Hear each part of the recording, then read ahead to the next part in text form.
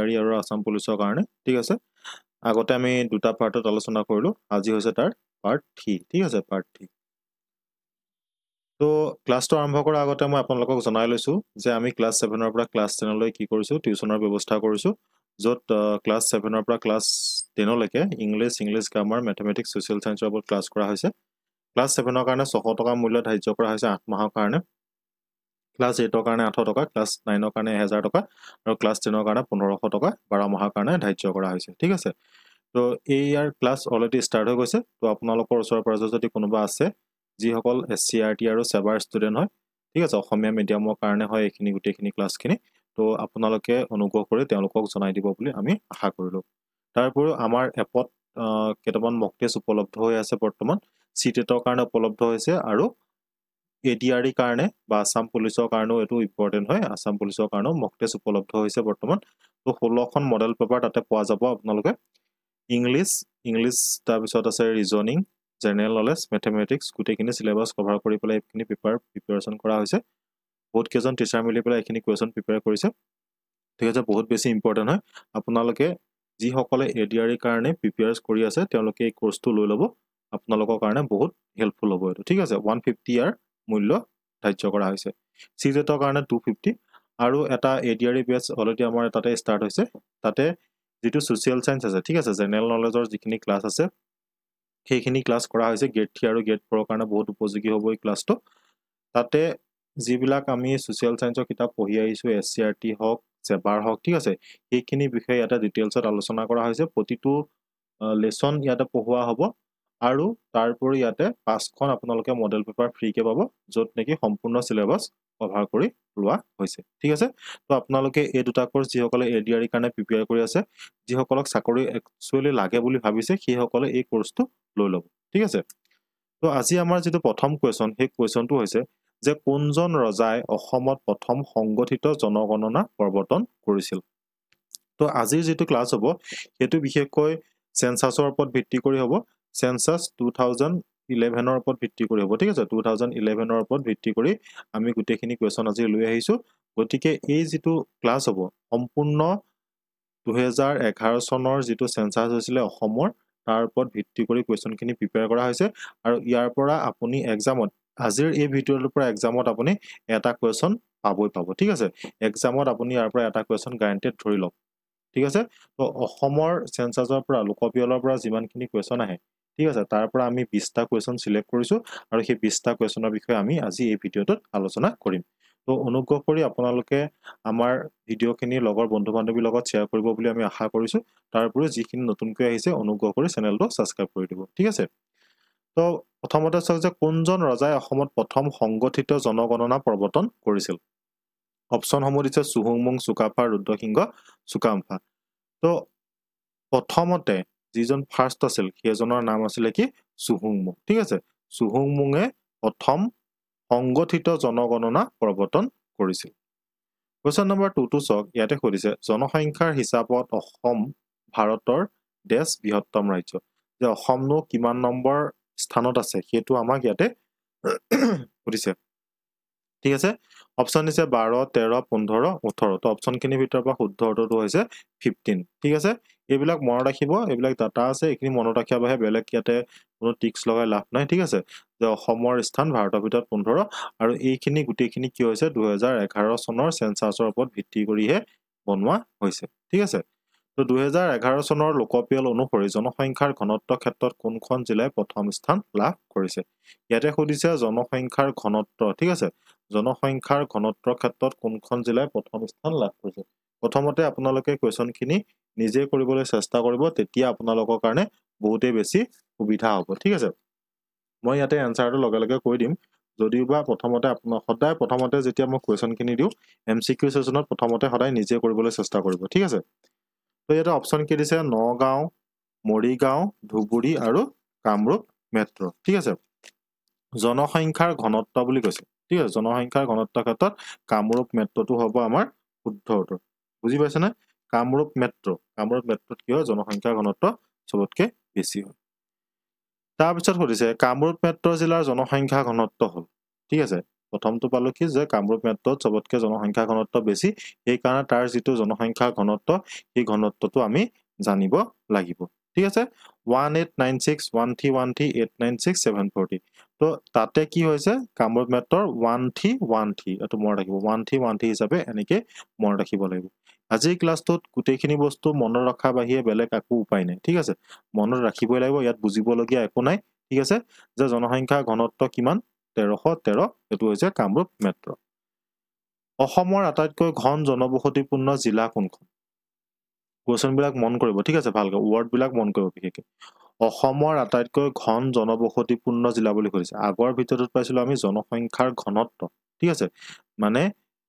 কিমান ঘনকে আছে হেতু কথা সুধিছিল আগৰটো ভিতৰত আৰু এটো সুধিছে অসমৰ আটাইতকৈ ঘন জনবসতিপূৰ্ণ জিলা কোনখন ঠিক আছে জিলাখনৰ নগাঁও দিছে ধুবুৰী দিছে গোৱালপাৰা দিছে কৰিমগঞ্জ দিছে আৰু সবতকে বেছি ঘনবসতিপূৰ্ণ জিলা কোনখন এখন হৈছে আমাৰ ধুবুৰী ঠিক আছে ধুবুৰীখনক সবতকে ঘন জনবসতিপূৰ্ণ জিলা বুলি কোৱা হয় কোনখন জিলা অসমৰ ভিতৰত সৰ্বনিম্ন জনবসতিপূৰ্ণ জিলা আৰু সবতকে কম কোট কাৰ্বি আংলং বাক্সা ডিমা হাছাও কোকৰাঝাৰ আৰু ইয়াৰ যেটো শুদ্ধ অৰ্থ হৈছে হেতু হৈছে কি ডিমা হাছাও সবতকে কম কোৱেশ্চন নম্বৰ 7 ত চাওক ইয়াতে সুধিছে যে 2011 চনৰ লোকপিয়ল অনুসৰি অসমৰ সাক্ষৰতা হাৰ কিমান বাৰ এতিয়ালৈকে পৰীক্ষাত আহিছে এটো ঠিক নাই ঠিক আছে একদম ডাইৰেক্ট কোৱেশ্চন এনেকি আহিব এটোই কোৱেশ্চন আহিব ডাইৰেক্ট যে 2011 চনৰ লোকপিয়ল অনুসৰি অসমৰ সাক্ষৰতা হাৰ কিমান 63.25% 80.5% 72.19% ডিট দিছে 63.52% তো ইয়াৰ শুদ্ধ উত্তৰটো হৈছে কি 72.19% ঠিক আছে এটো কিন্তু পৰীক্ষাত আহে কেতিয়াবা আৰবান আৰু আপোনালোকক ৰুৰেল ঠিক আছে নগৰীয়া আৰু এটো তো আপোনালোকক কি বুলি কয় গাঁৱলীয়া ঠিক আছে গাঁৱলীয়াৰ যেটো লিটাৰেসি ৰেট থাকে সাক্ষৰতাৰ হাৰ হেতু আহে পৰীক্ষা তো আপোনালোকে এটো নোট কৰি লব আৰবানৰ ক্ষেত্ৰত হৈছিল 88.4.7 আৰু যেটো আমাৰ ৰুৰেল আছিল ন গাঁৱত আছিল 69.34% ঠিক আছে পৰীক্ষাত মই এবাৰ এই আৰবানটো অহা দেখিছো যে অসমৰ যেটো নগৰীয়া অঞ্চল আছে তাৰ সাক্ষৰতা হাৰ কিমান এই কোৱেশ্চনটো আহে আৰু আপোনালোকে থাৰ্ড গ্ৰেড আৰু ফৰ্থ গ্ৰেডত এটো কোৱেশ্চনে আহিব ঠিক আছে 2011 চনৰ লোকপিয়ল অনুসৰি অসমৰ সাক্ষৰতা হাৰ কিমান ঠিক আছে এটো কোৱেশ্চনে সবতকে বেছিকে আহে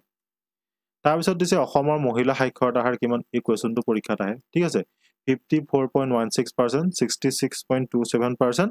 71.28% 77.85% যদি মতা মানুহৰ কথা হলিলে হয় তেতিয়া হলে আমি ডাইৰেক্ট কলো হয় 78.85% ঠিক আছে এটো হৈছে মতা মানুহ এটো হৈছে মতা মানুহ আমাক হদিছে মাইকী মানুহৰ ক্ষেত্ৰত মাইকী মানুহৰ হৈছে 66.27% যেটো নেকি 2001 চনৰ 2011 চনৰ ডাটা মতে ঠিক আছে 2011 চনৰ ডাটা মতে 66.27% মহিলাৰ সাক্ষৰতা হাৰ তাৰ পিছত চাওক যে 2011 চনৰ লোকপিয়ল অনুসৰি অসমৰ কোনখন জিলাত সৰ্বাধিক জনসংখ্যা যে জনসংখ্যাৰ হিচাপত সবতকে ডাঙৰ কোনখন বুলি কৈছে কামৰূপ দিছে ধুবুৰী দিছে কাছাৰ দিছে নগাঁও আৰু এই শুদ্ধ অৰ্থটো হৈছে কি নগাঁও ডিস্ট্ৰিক্টখন সবতকে ডাঙৰ জনসংখ্যাৰ হিচাপত ঠিক আছে এৰিয়া হিচাপত আমাৰ কাৰ্বি আংলং ডাঙৰ আপোনালোকে গম পায় ঠিক আছে 2011 চনৰ লোকপিয়ল অনুসৰি কোনখন জিলাত লিংগ অনুপাত সৰ্বাধিক ঠিক আছে লিংগ অনুপাত মানে হৈছে যে 1000 জন পুৰুষৰ বিপৰীতে মহিলাৰ সংখ্যা ঠিক আছে এটো এনেকে হিচাপ কৰে 1000 জন পুৰুষৰ বিপৰীতে কিমান জন ফিমেল আছে ঠিক আছে তো 2001 চনৰ লোকপিয়ল অনুসৰি কোনখন জিলাত লিংগ অনুপাত সৰ্বাধিক বাক্সা দিছে ওদালগুৰি দিছে চিৰাং দিছে লখিমপুৰ দিছে তো ইয়াৰ ভিতৰত যেটো শুদ্ধ উত্তৰ হেতু হৈছে বাক্সা ঠিক আছে অসমৰ প্ৰতি 1000 পুৰুষৰ বিপৰীতে মহিলাৰ সংখ্যা কিমান কোৱেশ্চন বিলাক ভালকে মন কৰিব ঠিক আছে অসমৰ প্ৰতি 1000 পুৰুষৰ বিপৰীতে মহিলাৰ সংখ্যা কিমান বুলিছে মানে যেটো আমাৰ অনুপাত সেই অনুপাতটোকে হদিছে অসমৰ কথা হদিছে ঠিক আছে 928 938 948 958 যে 1000 জন পুৰুষৰ বিপৰীতে কিমান জন ছোৱালী আছে বা মাইকী মানুহ আছে হদিছে তো 958 তো আমি জমনি আৰু নে মানে আমি যেতিয়া সৰু আছিলো তেতিয়া আমি ডেভেলপ পাইছিলে যে 1000 জন পুৰুষৰ বিপৰীতে ইমান জনীহে ছোৱালী আছে তো ইয়া কাক পাতিবি বুলি তেনেকুৱা ধৰণৰ কোৱেশ্চন কৰিছিল আপোনালোককো চাগে তেনেকুৱা ধৰণৰ অভিজ্ঞতা আছে ঠিক আছে যে 1000 জন পুৰুষৰ বিপৰীতে 958 টা আছে মানে বাকি কিটা কি বৰলা হৈ থাকিব লাগিব তো এইবিলাক এনে ফকতি আৰু জমনি আগতে আমাক কয় আপোনালোকো চাগে পাই আহিছে এইবিলাক হয় ন তো ইয়াত কৈছে যে অসমৰ সৰ্ববৃহৎ জনজাতি কোনটো অসমৰ সৰ্ববৃহৎ জনজাতি কোনটো Mising Bodo Rabha none of the above যি সবতকৈ ডাঙৰ হেতু হৈছে আমাৰ বড়ো জনজাতি ঠিক আছে বড়ো জনজাতিটো হৈছে অসমৰ সবতকৈ ডাঙৰ তাৰ পিছত চক ইয়াত সুধিছে ভাৰতৰ মুঠ জনজাতীয় জনসংখ্যাৰ ভিতৰত কোনটো জনগোষ্ঠীয়ে দ্বিতীয় স্থানত আছে ৰাভা ডিমাছা মিৰি লাকুং তো প্ৰথমতে কি পালো প্ৰথমতে আছে আমাৰ বড়োসকল আৰু সেকেন্ডত আছে মিৰিসকল ঠিক আছে মিৰিসকল হৈছে সেকেন্ড Question number 14 চক ইয়াত সুধিছে অসমৰ কোনখন জিলাত জনজাতি সৰ্বাধিক যে কোনখন জিলাত আমাৰ ট্ৰাইবেল মানুহ সবতকৈ বেছি আছে হেতু সুধিছে কোকৰাঝাৰ কাৰ্বি আংলং ডিমা হাছাও আৰু গোৱালপাৰা তো শুদ্ধ উত্তৰটো হৈছে কি কাৰ্বি আংলং ঠিক আছে বহুতে ইয়াতে কোকৰাঝাৰ দিব নহলে ডিমা হাছাও লিখিব ঠিক আছে কিন্তু শুদ্ধ উত্তৰটো হৈছে Karbi Anglong district next question চক 15 নম্বৰ দিছে যে অসমৰ দ্বিতীয় জনবহুল চহৰ কোনখন option A Jorhat option B Dibrugarh option C Nagaon option D Silchar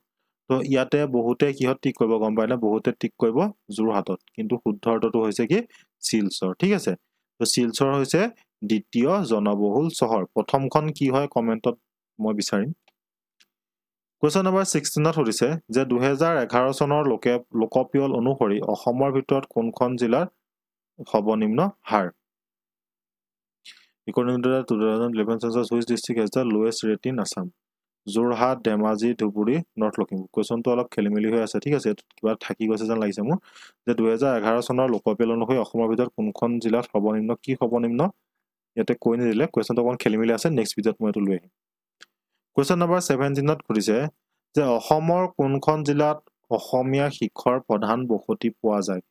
এই কোৱেশ্চনটো এবাৰ আমাৰ অসমৰ এক্সামতে আহিছিল ঠিক আছে অসমৰ কোনবা এটা এক্সামত আহিছিল মই পাহৰিলো এই কাৰণে মই কোৱেশ্চনটো আনিছো ঠিক আছে অসমীয়া শিক্ষাৰ ওপৰত কোৱেশ্চনটো আহিছিল গোৱালপাৰা নগাঁও কাৰ্বি আংলং আৰু শিৱসাগৰ তো ইয়াৰ শুদ্ধ উত্তৰটো হৈছে নগাঁও ঠিক আছে নগাঁও ডিস্ট্ৰিক্টত হৈছে অসমৰ শিক্ষাৰ প্ৰধান বসতি পোৱা যায় বুলি কোৱা হয় নগাঁও ডিস্ট্ৰিক্টত আৰু এই কোৱেশ্চনটো আপোনালোকে ইগনোৰ নকৰিব এই কোৱেশ্চনটো কোনবা এটা এক্সামত আহিছিল অসমৰ ঠিক আছে কোৱেশ্চন নম্বৰ 18ত চক যে তলৰ কোনটো সাজ পোছাক বড়ো মানুহে অতিথিৰ সুবিধাৰ বাবে ব্যৱহাৰ কৰে যে অতিথিসকল আহিলে যেনেকৈ আমাৰ অসমীয়া মানুহে কি কৰে এখন গামোচা দি সম্বৰ্ধনা জনায় হয় নহয় গামোচা এখন দিয়ে মৰমৰ চিন হিচাপে তো তেনেকৈ কি কৰে বড়ো সকলো এটা অতিথিক মানে এটা বস্তু দিয়ে প্ৰদান কৰে ঠিক আছে এবিধ কাপোৰ প্ৰদান কৰে আমাৰ গামোচাখনৰ লিখে তো সেইটো কি হয় বুলি সুধিছে গামোচা আৰণাই দখনা আৰু নান অফ দা এবাভ তো শুদ্ধ উত্তৰটো হৈছে কি আৰণাই হয়নে সেইটো জানে আপোনালোকে কোৱেশ্চন নম্বৰ 19ত সুধিছে যে কোন বছৰত অসমৰ প্ৰথম লোকপিয়ল অনুষ্ঠিত হৈছিল যে প্ৰথম লোকপিয়লনো কেতিয়া অনুষ্ঠিত হৈছিল